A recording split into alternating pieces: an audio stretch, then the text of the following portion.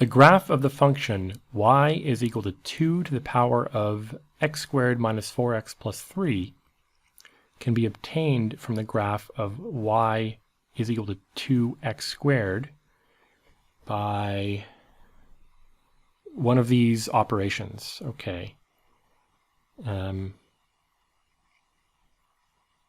We have a stretch followed by a translation followed by a stretch. Okay, yeah. Let me think for a second here. No, of course. Does the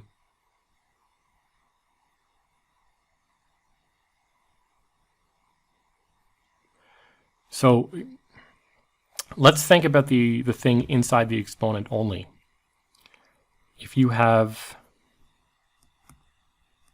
x squared minus 4x plus 3 and x squared, well, in order to get the graph of this from the graph of this, you're going to have to do a translation and a vertical shift.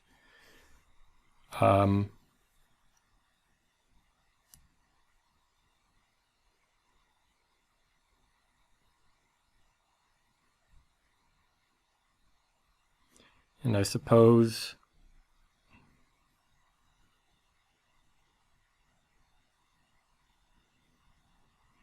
the shift will be to the right because that's a negative coefficient.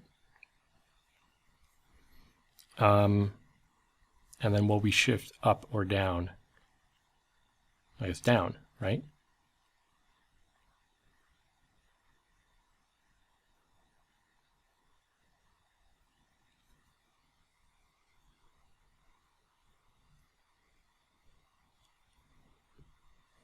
Can we factor this easily?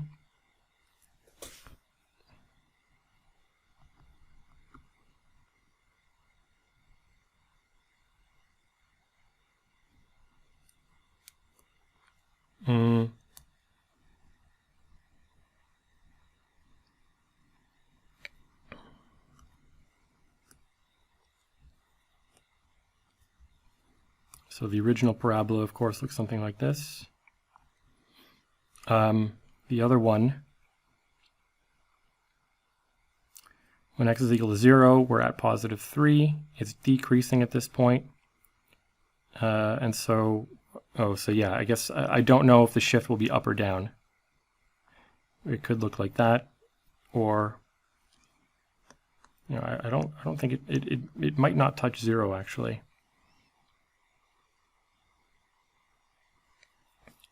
When x is equal to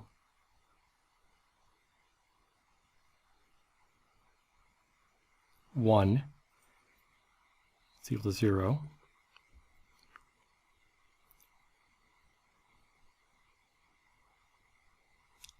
When x is equal to 2, 4 minus 8 plus 3 is negative 1, so it will in fact go below 0.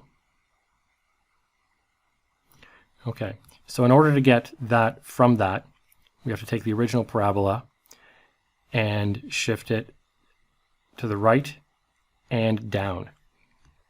So for the actual expression we care about,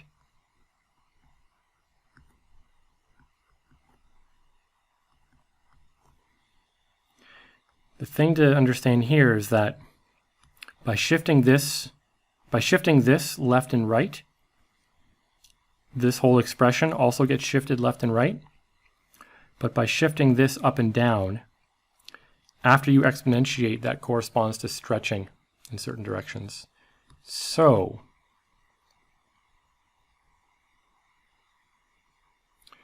if we look at the options that are given here again,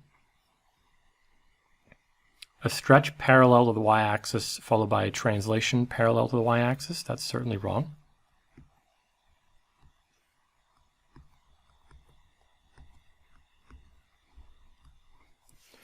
A translation parallel to the x-axis followed by a stretch parallel to the y-axis, that sounds correct. Option C, a translation parallel to x followed by a stretch parallel to x. That also sounds wrong. D, a translation parallel to x followed by reflection in y. That's definitely wrong. And reflection in the y-axis followed by translation in the y-axis. Also wrong.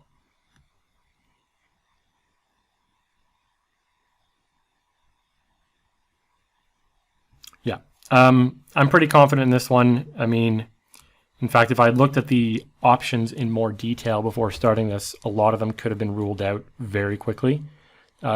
You're certainly not going to be doing any translating in the y direction. You're not going to do any translating in the y direction of this exponential curve. You need the limits to work out in an appropriate way and stuff like that. Option B is really the only one that is in any way consistent with what we're looking for. So I'm pretty confident in that, but if there's a mistake of some sort, I'll put it down in the description. Thanks for watching.